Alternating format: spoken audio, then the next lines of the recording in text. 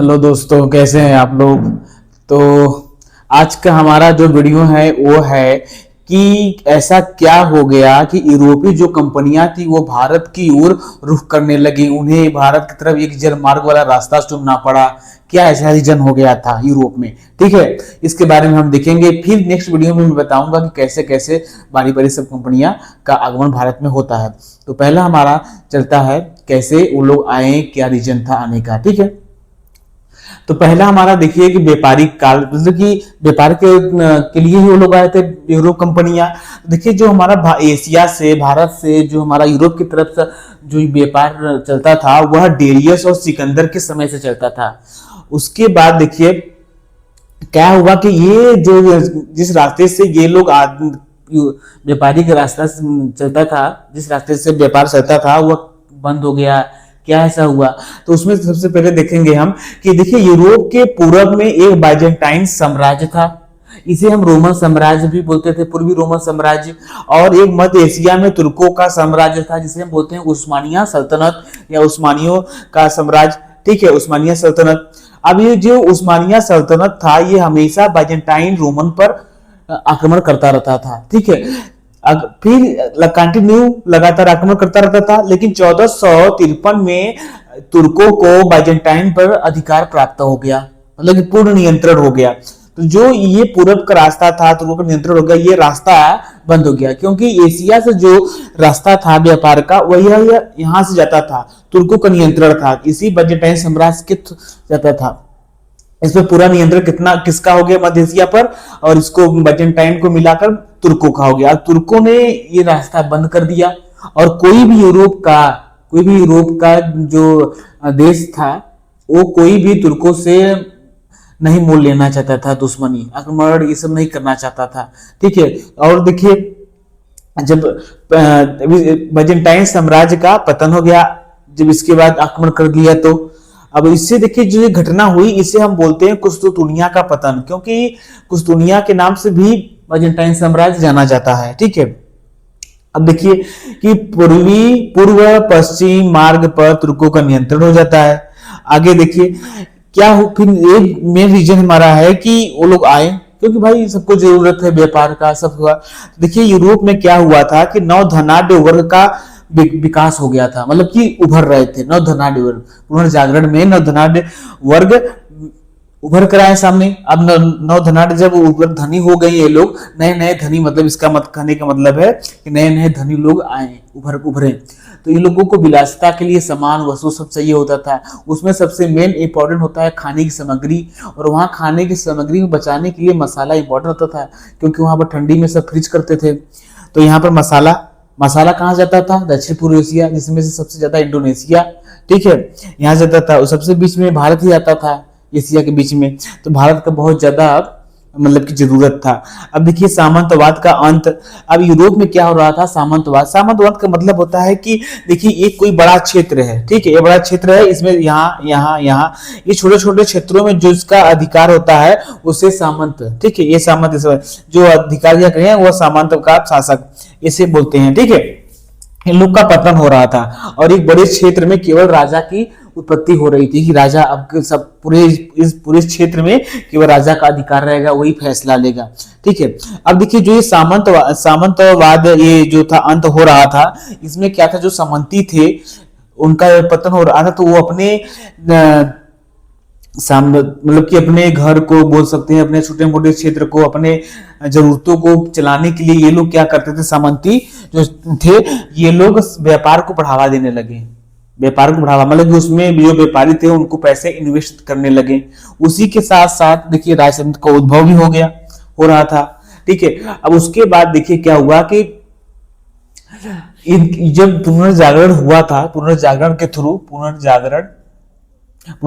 Through क्या हुआ कि जो राजतंत्र ये राजतंत्र और जो थोड़ा अमीर सामंती थे ये लोग क्या करने लगे, भौगोलिक क्षेत्र को खोजने में पैसा इन्वेस्ट करने लगे।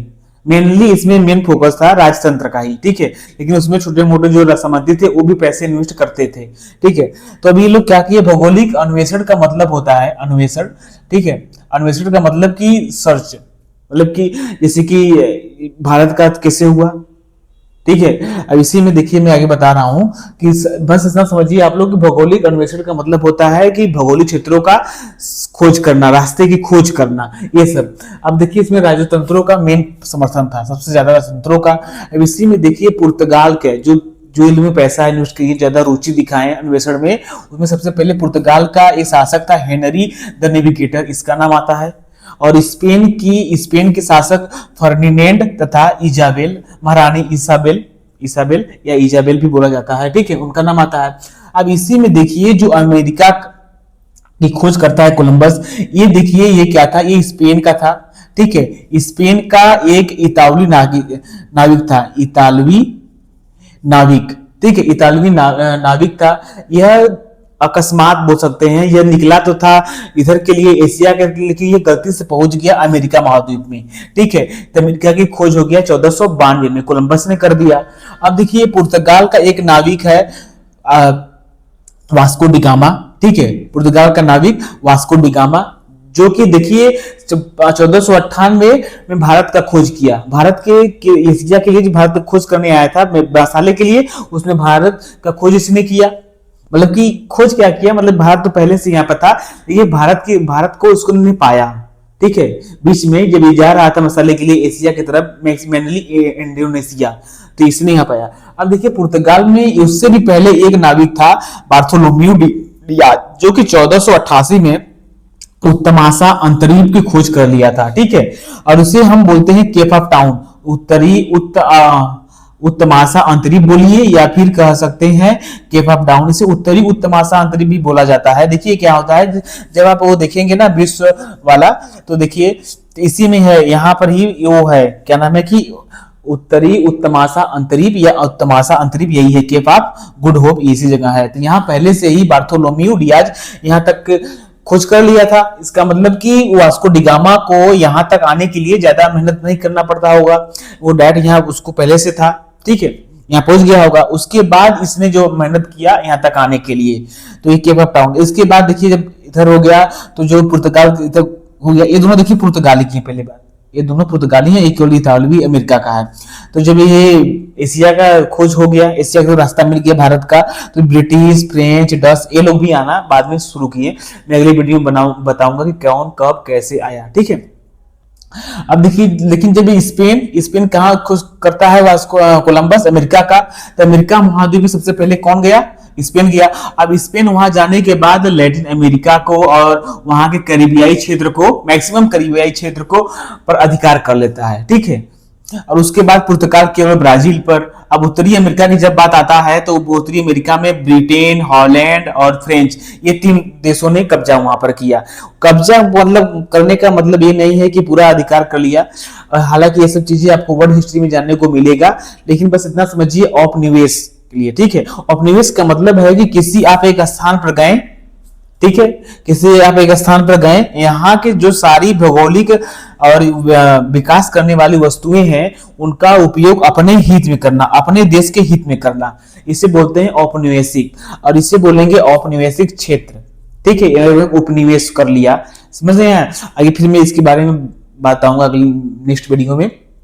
उसके बाद हम देखिए जब पुर्तगाल यहाँ पर आया इसमें, तो यहाँ देखिए सबसे मेन चीज, एक चीज और था, एक होता है दिशा सूचक यंत्र, ठीक है। यूरोप में एक दिशा सूचक यंत्र की भी उत्पत्ति हो गई थी, जिससे भौगोलिक क्षेत्र को खोजने में आसानी था। मतलब कि वही आप देख लेते हैं, नॉर्थ साउथ ईस्ट वेस्ट, ये बताने वाला डिग्री उसमें रहता था, कितना कौन सा जाएगा, इसका जहाजों में अक्सर उसका उपयोग होता है, ये खोज हो चुका था। इसमें इससे इन लोगों को और आसानी पड़ा खोजने में, ठीक है। अब देखिए जब यहाँ पर आया तो ये लाल सागर, फारस की खाड़ी, अरब सागर, ठीक है, मलक्का जल संधि, ये सब पर अधिकार कर लेता है पुर्तगाल, ठीक है। पुर्तगालों का सबसे मेन कमाने का धंधा यही था कि वो लोग वो लगाते थे, मतलब कि आप अकबर भी उसका चुंगी लगाते थे कि आप समुद्र में उतर रहे हैं, समुद्र पर हमारा कब्जा है, आप व्यापार करने जा रहे हैं तो आपको टैक्स देना पड़ेगा, चुंगी, ठीक है। हालांकि जो एशिया का था रूल की समुद्र पर सबका अधिकार है, फ्री, आप व्यापार कीजिए बिना किसी पैसे का, लेकिन पुर्तगाली आए, अधिकार किए और एक चुंगी लगा दिए। अकबर भी इसमें शामिल, अकबर भी चुंगी दिया था एक व्यापार के लिए, ठीक है। आगे हम देखते हैं, सबसे पहले इंडिया में आया पुर्तगाल, ठीक है, पुर्तगाल आए, फिर डच, फिर ब्रिटिश, फिर डेनिस, फिर फ्रांसीसी, ये लोग आए। फिर हम बारी बारी से दस की इन सबको बारे में पढ़ेंगे, ठीक है, इनके वायसराय के बारे में, और वायसराय के अंदर जो यहाँ पर कैसे कब्जा किए, फिर उसका कर्नाटक युद्ध, फ्रांसीसी वाला, ये सब मैं बताऊंगा आप लोगों को। यहाँ तक कोई दिक्कत हो बताइए। मैं ये छोटे में साथ में बता दिया कि आप लोग समझ जाइए कि क्या रीजन था कि ये लोग यहाँ पर आए। सबसे मेन रीजन देखिए यही था, बाइजेंटाइन पर तुर्कों का अधिकार हो गया और इन लोग को यूरोप का, एशिया से व्यापार करने के लिए कोई रास्ता मिल नहीं रहा था, तो ये लोग खोज में निकले, यहाँ इधर निकले। ये सब याद रखिएगा, शॉर्ट में मतलब कि ऑप्शन में पूछ सकता है, सब ऑप्शन वाले क्वेश्चन में। ठीक है, मिलते हैं नेक्स्ट वीडियो में, पुर्तगाल का हम देखेंगे। धन्यवाद।